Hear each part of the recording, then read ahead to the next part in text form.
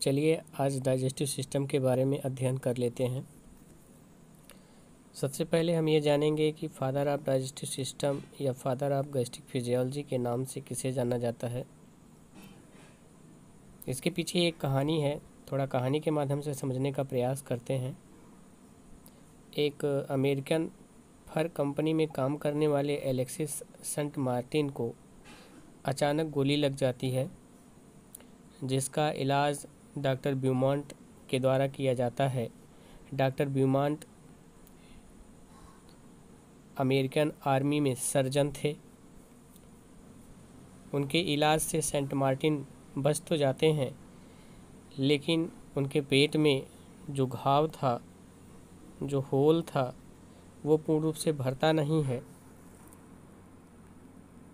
और इसी होल के माध्यम से डॉक्टर ब्यूमॉन्ट डाइजेशन से संबंधित कई एक्सपेरिमेंट करते हैं।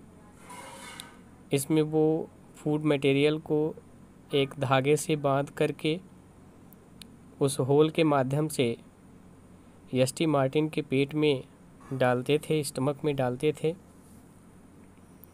और कुछ ही घंटों में उसको निकाल करके ऑब्जर्व करते थे कि यह कितने पूर्ण रूप से पच गया है। ऐसा एक्सपेरिमेंट वो बार बार दोहराते रहे और लास्ट में उन्होंने एक कंक्लूज़न दिया कि डाइजेशन एक रासायनिक प्रक्रिया है, न कि एक यांत्रिक प्रक्रिया। Alexis Saint Martin was a worker in American fur company. He was accidentally shot in the stomach. Dr. Beaumont treated his wound. S.T. Martin survived, but with a hole in his stomach that never fully healed. Dr. Beaumont began to perform experiments on digestion using the stomach of St. Martin.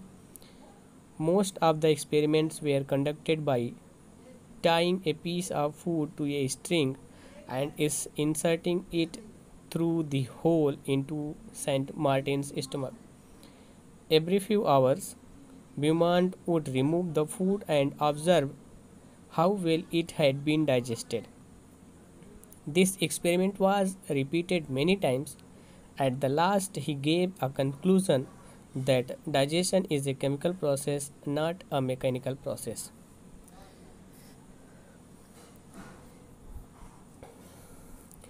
उन्होंने digestion से संबंधित खोज करके हमें सबसे पहले digestion के बारे में बताने का प्रयास किया। इसलिए डॉक्टर ब्यूमॉन्ट को ही फादर ऑफ डाइजेस्टिव सिस्टम के नाम से जाना जाता है या फादर ऑफ गैस्ट्रिक फिजियोलॉजी के नाम से जाना जाता है। आगे चलते हैं, डाइजेस्टिव सिस्टम की परिभाषा देख लेते हैं। डाइजेस्टिव सिस्टम की डेफिनेशन क्या है? तो the group of organs that digest food in the organism is called digestive system. अंगों का वह समूह जो किसी जीव में भोजन का पाचन कराता है, उसे डाइजेस्टिव सिस्टम कहते हैं। In human beings, food is digested in alimentary canal with the help of some digestive glands. मानव में भोजन का पाचन आहार नाल में होता है और पाचन से संबंधित कुछ डाइजेस्टिव ग्लैंड्स भी पाए जाते हैं जो कि भोजन के पाचन में सहायक भूमिका निभाते हैं। अब बात आ जाती है कि एलिमेंट्री कैनाल क्या है। What is alimentary canal? तो इसकी भी डेफिनेशन देख लीजिए, लिखा हुआ है। The alimentary canal is a series of hollow organs joined in a long twisting tube from the mouth to anus. The length of alimentary canal is approximately 8 to 10 meter. Alimentary canal जो है वो hollow organs की एक श्रृंखला है जो मुख से लेकर के गुदा तक फैला हुआ होता है। अगर एलिमेंट्री कैनाल की लंबाई की बात करें तो इसकी लंबाई 8 से लेकर के 10 मीटर तक होती है। चलिए आगे चलते हैं और देखते हैं कि किसी एलिमेंट्री कैनाल में कितने पार्ट्स होते हैं जो एक सीरीज़ के रूप में एक दूसरे से जुड़े रहते हैं। और पाचन में सहायक भूमिका निभाते हैं। पहला पार्ट है, आप देख रहे हैं, पहला पार्ट है माउथ कैविटी या इसे बक्कल कैविटी के नाम से भी जाना जाता है। दूसरा पार्ट है फेरिंक्स। तीसरा पार्ट है इसोफेगस। आगे चलते हैं, देखिए इसमें चौथा पार्ट है स्टमक। पांचवा पार्ट है इंटेस्टाइन। इंटेस्टाइन में आपके दो पार्ट आते हैं, एक तो स्मॉल इंटेस्टाइन और दूसरा लार्ज इंटेस्टाइन। इनके बारे में हम थोड़ा थोड़ा अध्ययन करेंगे। इस फिगर के माध्यम से भी आप एलिमेंट्री कैनाल के डिफरेंट पार्ट्स को जान सकते हैं और उनके लोकेशन के बारे में भी जानकारी प्राप्त कर सकते हैं। आप देखिए यहाँ पर माउथ है, बक्कल कैविटी भी लिखा है। नेक्स्ट है आपका फेरिंक्स, इसके बाद इसोफेगस, इसोफेगस के बाद स्टमक, स्टमक के बाद इंटेस्टाइन का पार्ट आता है जिसमें से स्मॉल इंटेस्टाइन। स्मॉल इंटेस्टाइन के 3 पार्ट होते हैं जो कि यहाँ पर लिखे गए हैं, ड्यूडेनम, जेजुनम और इलियम। उसी तरह से लार्ज इंटेस्टाइन के भी 3 पार्ट होते हैं। पहला होता है सीकम, उसके बाद है कोलन और लास्ट में है रेक्टम। रेक्टम यहाँ पर है आपका और आगे लिखा भी है रेक्टम। तो इस तरह से डिफरेंट पार्ट्स और उनके लोकेशन क्या हैं ये आप देख ही रहे हैं। चलिए आगे चलते हैं और इनके कार्यों के बारे में जानते हैं, जानकारियाँ प्राप्त करेंगे कि किसमें किस भाग में क्या चीज़ होता है और वो किस काम आता है। तो सबसे पहले हम माउथ के बारे में देख लेते हैं कि माउथ का क्या वर्क है भोजन के डाइजेशन में। तो देखिए इसमें लिखा है ingestion of food takes place through mouth. Mouth के माध्यम से ही भोजन का इंजेशन अंतर्ग्रहण होता है। The mouth is consist of 3 main parts. मुख में 3 चीज़ें पाई जाती हैं। पहला टीथ, दूसरा टंग और तीसरा सैलिवरी ग्लैंड, मतलब दांत, जिह्वा और लार ग्रंथियाँ।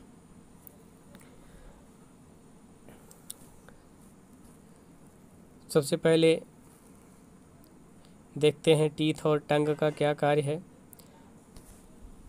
यहाँ पर देखिए लिखा है the solid food is converted into semi solid from semi solid form with the help of teeth and tongue. दांत और जिह्वा के माध्यम से जो सॉलिड फूड सब्सटेंसेस होते हैं उनको सेमी सॉलिड फॉर्म में चेंज किया जाता है। और इसमें सैलिवरी ग्लैंड्स के बारे में देख लेते हैं। Salivary gland secrete saliva which start digestion of starch. Salivary amylase is present in saliva. Starch is converted into maltose by salivary amylase. लार ग्रंथि में, लार ग्रंथि के माध्यम से लार का स्रावण होता है और इस लार में एक एंजाइम पाया जाता है जिसका नाम सैलिवरी एमाइलेज है। यह सैलिवरी एमाइलेज भोजन में उपस्थित स्टार्च को माल्टोज में परिवर्तित करने का कार्य करता है। आप देखेंगे तो यहाँ पर एक रिएक्शन के रूप में भी इसको दिखाया गया है। यहाँ पर देखिए स्टार्च माल्टोज में कन्वर्ट हो रहा है और इसको पचाने के लिए यहाँ पर सैलिवरी एमाइलेज जिम्मेदार होता है। चलिए अगले पार्ट की बात करते हैं। इसमें फेरिंक्स और इसोफेगस दोनों का फंक्शन लगभग समान है, इसलिए दोनों को एक साथ लिख दिया गया है, जिसमें आगे लिखा है कि pharynx and oesophagus works for swallowing of food. Swallowing का मतलब होता है निगलना। स्वेलोइंग का मतलब होता है निगलना, मतलब भोजन को निगलने में सहायक होते हैं, एक पैसेज, एक मार्ग प्रदान करने का काम करते हैं। In other words both works for movement of food from mouth to stomach. मुख से लेकर के स्टमक तक भोजन को पहुंचाने में महत्वपूर्ण भूमिका निभाते हैं। एक पैसेज, एक मार्ग की तरह काम करते हैं। अगला पार्ट है स्टमक। स्टमक के बारे में देख लेते हैं। स्टमक का भोजन के पाचन में बहुत ही महत्वपूर्ण योगदान होता है। इसमें गैस्ट्रिक ग्लैंड्स पाए जाते हैं, जठर ग्रंथियाँ जो जठर रस का स्रावण करती हैं, गैस्ट्रिक जूसेस जिनको कहते हैं, यहाँ पर देखिए गैस्ट्रिक जूस लिखा हुआ है, ये गैस्ट्रिक जूस का सिक्रीशन करती हैं। और किसी गैस्ट्रिक जूस में विभिन्न प्रकार के पदार्थ पाए जाते हैं जो यहाँ पर क्रम से इनका वर्णन किया गया है। तो सबसे पहले गैस्ट्रिक जूस में देखिए हाइड्रोक्लोरिक एसिड, इसका फंक्शन भी आगे लिखा है, it kills the germs present in the food and makes medium acidic. ये जर्म्स को नष्ट करता है, जीवाणुओं को नष्ट करता है और भोजन के माध्यम को अम्लीय बनाता है। क्यों अम्लीय बनाता है? For the proper functioning of digestive enzymes present in the stomach. Stomach में पाए जाने वाले सारे एंजाइमों को सक्रिय करता है, सक्रिय रूप से वो काम करते रहें, इसलिए भोजन के माध्यम को एसिडिक बनाता है। आगे चलते हैं, नेक्स्ट कंपोनेंट की बात करते हैं। तो नेक्स्ट कंपोनेंट है आपका mucus. It checks the effect of HCl on the epithelial wall of stomach. आमाशय की सबसे आंतरिक लेयर जिसको एपिथेलियल वॉल के नाम से जानते हैं, HCl का प्रभाव अगर एपिथेलियल वॉल पर पड़ता है तो एपिथेलियल वॉल ही डाइजेस्ट हो जाएगी और आमाशय नष्ट हो सकता है। इसलिए इसके अंदर म्यूकस का सिक्रीशन होता रहता है और ये एपिथेलियल वॉल के ऊपर एक परत के रूप में उपस्थित होता है जो HCl के प्रभाव को नष्ट कर देने का काम करता है या HCl के प्रभाव को एपिथेलियल वॉल पर पड़ने नहीं देता है। तो ये हुआ म्यूकस का कार्य। अगला कार्य देख लेते हैं जो कि है पेप्सिन का। पेप्सिन गैस्ट्रिक जूस में पाया जाने वाला एक एंजाइम है। It converts protein into proteoses, peptones and polypeptides. ये प्रोटीन को प्रोटियोजेज, पेप्टोन और पॉलीपेप्टाइड में कन्वर्ट करने का काम करता है। यहाँ पर देखिए रिएक्शन के रूप में इसको दिखा भी दिया गया है, प्रोटीन, प्रोटियोजेज, पेप्टोन्स और आगे लिखा है, आगे और भी लिखा है पॉलीपेप्टाइड्स के रूप में कन्वर्ट होते हैं। यहाँ पर देखिए पॉलीपेप्टाइड भी लिखा है और इसके लिए जो जिम्मेदार एंजाइम है वो क्या है, यहाँ पर पेप्सिन देखिए लिखा गया है। तो इस तरह से आप इसको लिख लेंगे। अगला है देखिए रेनिन, ये भी एक एंजाइम है। It change caseinogen into casein. Caseinogen milk protein है, सॉल्युबल मिल्क प्रोटीन है और इसको इनसॉल्युबल मिल्क प्रोटीन में कन्वर्ट करने का काम रेनिन करता है जो कि गैस्ट्रिक जूस में पाया जाता है। नेक्स्ट है आपका गैस्ट्रिक लाइपेज। ये गैस्ट्रिक लाइपेज फैट को फैटी एसिड और ग्लिसरॉल में कन्वर्ट करने का काम करता है। डाइजेशन का मतलब ही होता है कि complex type of food substances को simplest type of food substances में चेंज करना। और यहाँ पर देखिए कॉम्प्लेक्स सब्सटेंसेस सिंपलेस्ट या सिंपलर सब्सटेंसेस में चेंज हो रहे हैं। यहाँ पर फैट गैस्ट्रिक लाइपेज के माध्यम से फैटी एसिड और ग्लिसरॉल में कन्वर्ट हो रहा है। नेक्स्ट पार्ट है आपका इंटेस्टाइन। और इंटेस्टाइन में पहला पार्ट स्मॉल इंटेस्टाइन, कहने के लिए तो स्मॉल होता है लेकिन ये लार्ज इंटेस्टाइन से भी बड़ा होता है। The small intestine receives partly digested food from stomach. भोजन से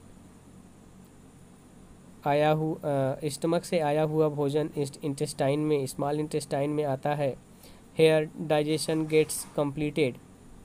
यहाँ पर भोजन का पाचन पूर्ण रूप से हो जाता है। The absorption of digested food also takes place in the small intestine. भोजन के पाचन के फलस्वरूप यहाँ पर बचे हुए न्यूट्रिएंट्स का एब्जॉर्प्शन भी हो जाता है। स्मॉल इंटेस्टाइन में भोजन का पाचन 3 प्रकार के रसों के माध्यम से होता है। एक तो बाइल जूस, दूसरा पैंक्रियाटिक जूस और तीसरा इंटेस्टाइनल जूस। देख लेते हैं सभी प्रकार के जूसेस की क्या खासियत है। सबसे पहले बाइल जूस के बारे में देखते हैं। Bile does not contain any digestive enzyme but it has 2 major functions. इसमें कोई डाइजेस्टिव एंजाइम नहीं पाए जाते हैं लेकिन इसके पास 2 महत्वपूर्ण कार्य हैं जो कि आंत में यह करता है। पहला कार्य है it makes medium alkaline for the activation of pancreatic enzyme. Pancreas से स्रावित होने वाले जितने भी एंजाइम हैं उनको कार्य करने के लिए क्षारीय माध्यम चाहिए और क्षारीय माध्यम प्रदान करने का काम ये बाइल जूस करते हैं। क्षारीय माध्यम में ही पैंक्रियाटिक जूस के एंजाइम्स सक्रिय होते हैं, एक्टिवेट होते हैं और वो पाचन का कार्य करते हैं। तो यहाँ पर ये भोजन के माध्यम को क्षारीय बनाने का काम करता है। नेक्स्ट है it breaks down the big molecules of fat into smaller ones. ये फैट के बड़े बड़े मॉलिक्यूल्स को छोटे छोटे मॉलिक्यूल्स में परिवर्तित करने का काम करता है। इस प्रक्रिया को इमल्सिफिकेशन या पायसीकरण के नाम से भी जाना जाता है। This process is known as emulsification. यहाँ पर आप देखेंगे इमल्सिफिकेशन लिखा गया है। नेक्स्ट है आपका पैंक्रियाटिक जूस। पैंक्रियाटिक जूस में देख लेते हैं इसका क्या कार्य है और इसमें कितने प्रकार के एंजाइम्स सिक्रीट होते हैं और वो किस प्रकार के पदार्थ का पाचन करते हैं।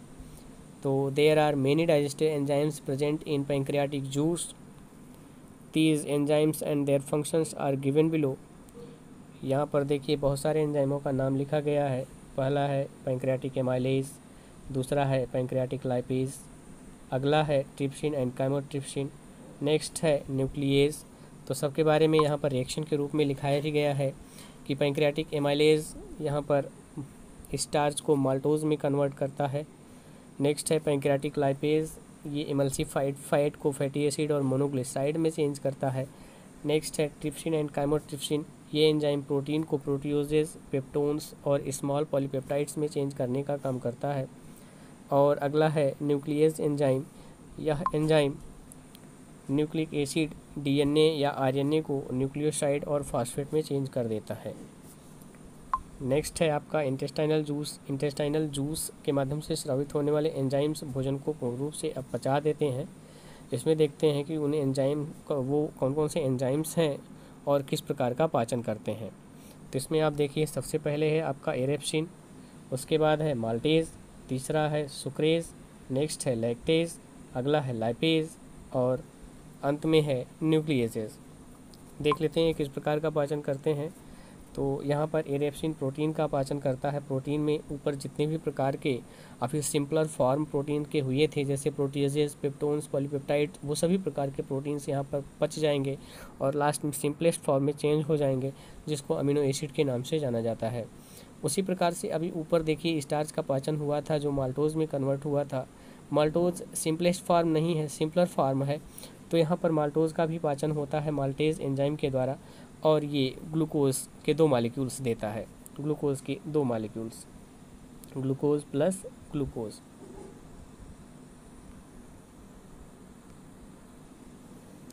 चलिए ठीक है, कोई बात नहीं, आप जानते रहेंगे कि यहाँ पर माल्टोज का जब पाचन होता है तो ग्लूकोज के 2 मॉलिक्यूल्स मिलते हैं। नेक्स्ट है आपका देखिए सुक्रेज या सुक्रेज एंजाइम सुक्रोज को फ्रक्टोज और ग्लूकोज में कन्वर्ट करता है। क्योंकि एक प्रकार का डाइसैक्राइड है, जब मोनोसैक्राइड देगा तो 2 मॉलिक्यूल्स देगा। उसी प्रकार से माल्टोज भी आपका डाइसैक्राइड था, जब ये सिंपलर फॉर्म में चेंज होगा, सिंपलेस्ट फॉर्म में चेंज होगा तो ग्लूकोज के 2 मॉलिक्यूल्स देगा। आगे चलते हैं, देखते हैं लैक्टेज है, ये लैक्टोज को गैलेक्टोज और ग्लूकोज में चेंज करता है। नेक्स्ट है लाइपेज एंजाइम, यह लिपिड को फैटी एसिड और ग्लिसरॉल में चेंज कर देने का काम करता है। और अगला है न्यूक्लियसेज, ये न्यूक्लियोसाइड को नाइट्रोजनस बेस और शुगर में कन्वर्ट कर देते हैं। इस तरह से भोजन का पूर्ण रूप से पाचन हो जाता है और ये सिंपलेस्ट फॉर्म में आपके जटिल कार्बनिक पदार्थ सरल कार्बनिक पदार्थों में परिवर्तित हो जाते हैं और इन न्यूट्रिएंट्स का एब्जॉर्प्शन आपके आंत की दीवारों के माध्यम से हो जाता है। उसमें एक खास संरचना पाई जाती है जिसको माइक्रोविलाई कहते हैं। माइक्रोविलाई के माध्यम से ही इनका अवशोषण होता है। और लास्ट में आपका बचता है लार्ज इंटेस्टाइन। लार्ज इंटेस्टाइन जो होता है वो excess amount of water, salts और कुछ विटामिन्स जैसे विटामिन के और विटामिन बी के सभी प्रकार इसके माध्यम से अवशोषित होते हैं। तो इस तरह से डाइजेशन आपका पूर्ण हो जाता है।